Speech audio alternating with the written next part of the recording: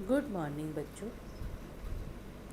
जैसा कि आप सबको विदित है, हम सौंदर्य शास्त्र पढ़ रहे हैं। उसमें हम रस सिद्धांत के अंतर्गत भरत मुनि द्वारा की गई रस की व्याख्या, जिसे निष्पत्तिवाद कहा गया है, का अध्ययन कर रहे हैं।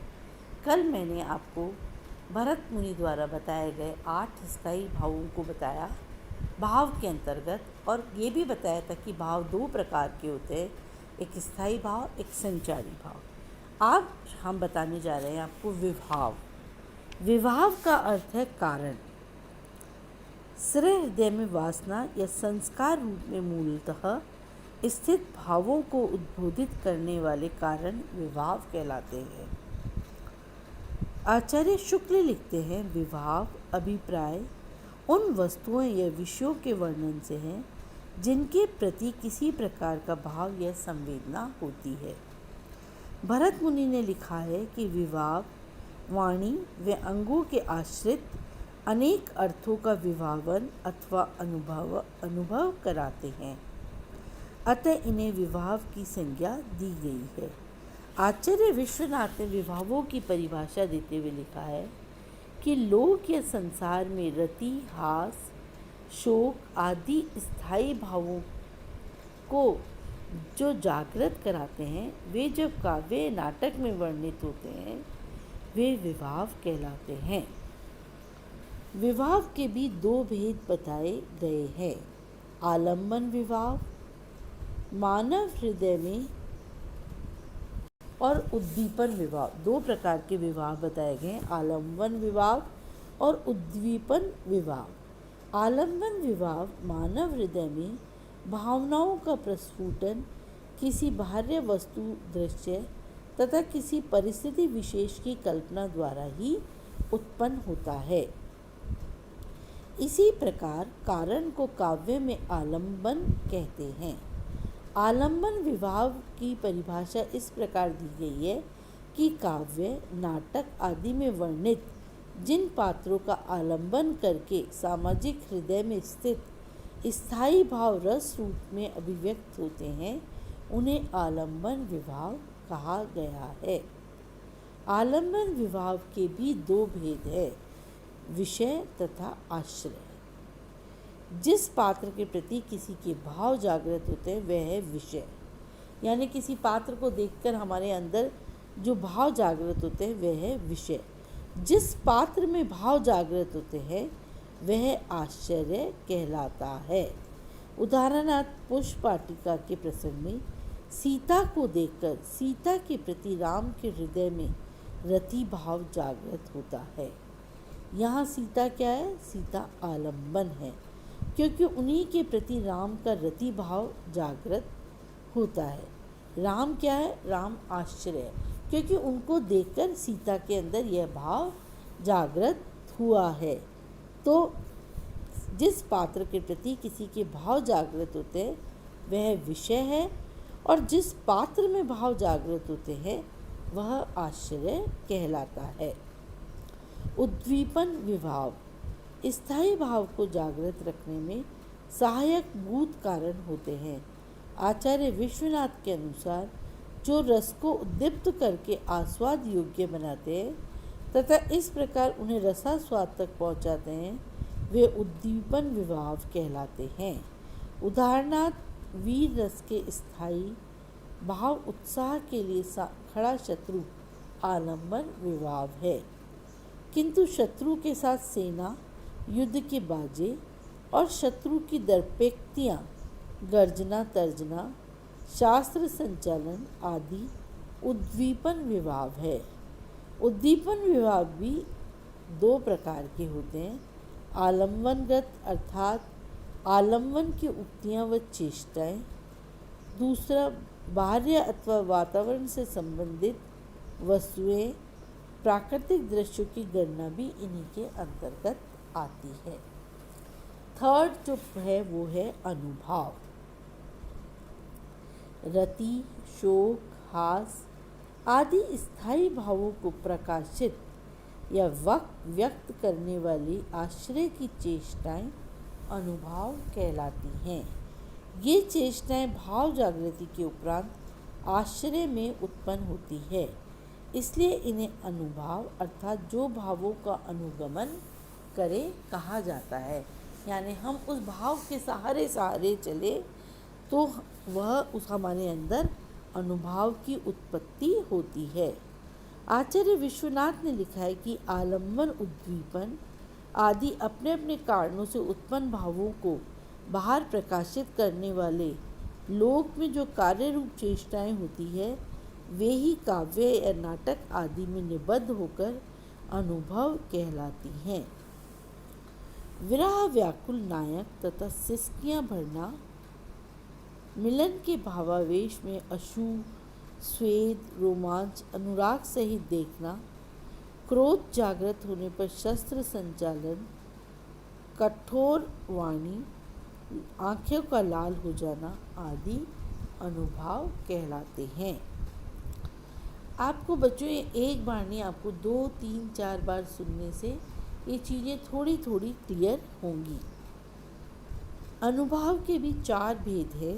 आंगिक अनुभाव यानी कि आश्रय की शरीर संबंधी चेष्टाएं आंगिक अथवा कायिक अनुभाव कहलाती हैं।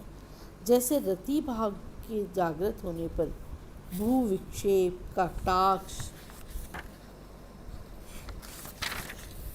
आदि। वाचिक अनुभाव प्रयत्न पूर्वक किए गए वांग व्यापार को वांचिक अनुभाव कहते हैं। आहार्य अनुभाव आरोपित या कृत्रिम वेश रचना को आहार्य अनुभाव कहा जाता है। सात्विक अनुभाव स्थायी भाव के जागृत होने पर स्वाभाविक अकृत्रिम अंग विकार को सात्विक अनुभाव कहते हैं।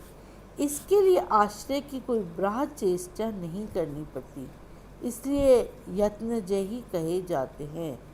ये स्वभावतः प्रादुर्भाव होते हैं, इन्हें रोका नहीं जा सकता।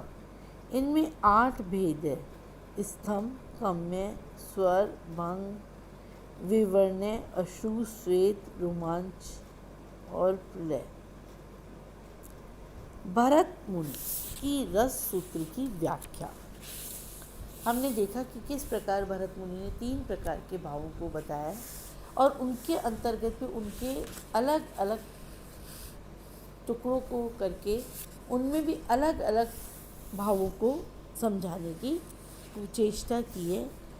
भरत ने अपने सूत्र की व्याख्या करते हुए स्पष्ट कहा है कि जिस प्रकार नाना प्रकार के व्यंजनों, औषधियों तथा द्रव्यों के संयोग से भोज्य रस की निष्पत्ति होती है, उसी प्रकार गुड़ आदि द्रव्यों, व्यंजनों तथा औषधियों से षाडवादी रस बनते हैं। उसी प्रकार विविध भावों से संयुक्त होकर स्थायी भाव भी नाट्य रस रूप में परिवर्तित हो जाते हैं।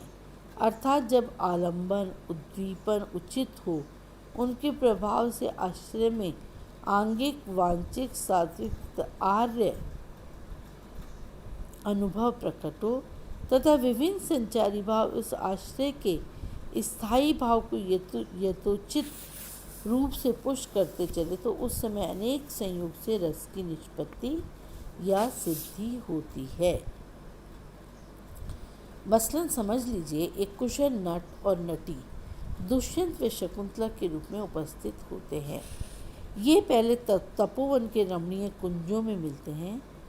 दोनों एक दूसरे के सौंदर्य को देखकर विस्मित हो जाते हैं। यहाँ पे हम विवाह भाव को समझने का प्रयास करेंगे तथा त्रसित उन्मुक्त नेत्रों से एक दूसरे को देखते हैं। अनिच्छा पूर्वक जाती हुई शकुंतला चोरी चोरी एक दृष्टिपात करती है। ये क्या है? अनुभाव है। दोनों कहाँ मिलते हैं? रमणीय कुंजों में मिलते हैं। ये क्या है? विभाव है। वियोग में कभी उत्कंठा और कभी निराशा से व्यक्त होकर वे एक दूसरे से मिलने को आतुर होते हैं। तो कौन से भाव की उत्पत्ति होती है? श्रृंगार भाव की उत्पत्ति है। साथ में कौन सा भाव उत्पन्न हुआ? दोनों में मिलने की उत्कंठा, तो व्यभिचारी भाव आ गया। तो ये संचारी भाव, तो तीनों भाव प्रकट हो गए, भाव, विभाव और अनुभाव। भाव कैसे कि शकुंतला ने उसको देखा चोरी चोरी और दोनों की मिलने की उत्सुकता जागृत हुई। यहाँ पे क्या सबसे पहले श्रृंगार रस की उत्पत्ति हुई और श्रृंगार रस के साथ साथ स्थायी संचारी भाव भी साथ साथ चला और वो दोनों मिलने के लिए कहाँ मिलने लगे, तपोवन में दोनों मिलने लगे और दोनों एक दूसरे के सौंदर्य को देखकर विचलित हो जाते हैं और उत्सुक नेत्रों से एक दूसरे को देखते हैं। फिर नेचुरली शकुंतला को जाना होता है वापस, तो वह निराशा से व्यक्त होकर वो अनिच्छा से वो जाने लगती है। तो ये कौन सा भाव हुआ, अनुभाव। तो शकुंतला सौभाग्य से अपनी सखी की सहायता से दुष्यंत पर अपना प्रेम प्रकट करती है। इतने में दुष्यंत वहाँ आकर उपस्थित हो जाते हैं। इस प्रकार दोनों प्रेमियों का संयोग हो जाता है। तो जब यह सब विवाह, अनुभाव, व्यभिचारी भाव आदि का संयोग, जिन्हें भरत मुनि ने नाट्य धर्म कहा है, रंगमंच पर प्रदर्शित किया जाता है, तो सामाजिक के हृदय में वासना रूप में स्थित रति स्थायी भाव जागृत होकर उस सीमा तक उद्दीप्त हो जाता है। इसीलिए व्यक्ति एक देश काल का अंतर्गत भूलकर अपने सामने उपस्थित घटना में लीन हो जाता है और चरमावस्था को प्राप्त कर भाव उसे एक आनंदमय चेतना में कर देते हैं। यही आनंदमय चेतना रस है। भरत के संपूर्ण रस सिद्धांत के दो आधारभूत विषय हैं। पहला, नाट्य में रस की निष्पत्ति। दूसरा, नाट्य रस का स्वामिक तथा सामाजिक द्वारा आस्वाद। क्योंकि बांग्ला भाषी होने के कारण क्योंकि बहुत कम लोग इनको समझ नहीं पा रहे थे, तो उनको सामाजिक रूप के अंतर्गत लाने के लिए, सामाजिक जीवन में लाना और लोगों को रस की जानकारी देना भरत मुनि के दो आधारभूत उद्देश्य रहे। इन दोनों विषयों से संबंधित प्रश्न उठते कि रस कौन सा पदार्थ है, अर्थात रस को रस क्यों कहा जाता है, रस का आस्वाद किस प्रकार होता है। पहले प्रश्न का उत्तर देते हुए भरत ने समझाया, आस्वाद होने से अर्थात जो आस्वाद्य हो वही रस है। इसी प्रकार नानाविध व्यंजनों से संस्कृत अन्न का उपयोग करते हैं तथा हर्षादि का अनुभव करते हैं। इसी प्रकार प्रसन्न प्रेषक विविध भावों एवं अभिनयों द्वारा व्यंजित वांछित आंगिक तथा सात्विक अभिनयों से संयुक्त स्थावी भावों को आस्वाद करते हैं तथा हर्षादि को प्राप्त होते हैं। इसलिए नाट्य के माध्यम से आस्वादित होने के कारण ये नाट्य रस कहलाते हैं। दूसरे प्रश्न के उत्तर में उन्होंने कहा कि जिस प्रकार नाना व्यंजनों, औषधियों तथा द्रव्यों के संयोग से रस की निष्पत्ति होती है, अर्थात जिस प्रकार गुण अथवा द्रव्य, व्यंजनों एवं औषधियों का कटु रस उत्पन्न होते हैं, उसी प्रकार कभी हृदयगत स्थायी भाव विविध प्रकार के भावों अथवा विवाह आदि के रूप में प्राप्त होने पर ही रसत्व क्यों प्राप्त होते हैं। अब भरत मुनि ने रस के 3 अंग बताए हैं। ऐतिहासिक पात्र, अनुकृत्य या अभिनेता, दूसरा अनुकृत्य या अभिनेता, तीसरा दर्शक। अब इन तीनों में से सौंदर्य अनुभूति दर्शक की होगी। ऐतिहासिक पात्र की अनुभूति भिन्न भिन्न है। यदि ऐतिहासिक पात्र को ही अनुभूति होती है तो हमें क्या मतलब है, फिर क्यों कोई नाटक देखेगा। जब जो पात्र अभिनीत कर रहा है वही अपने अंदर रस की उत्पत्ति कर लेगा तो दूसरे जने को देखने से मतलब ही क्या, तो फिर वो क्यों रुचि लेगा। इन्हीं सब चीज़ों को हम अगले वीडियो में समझने का प्रयास करेंगे। धन्यवाद।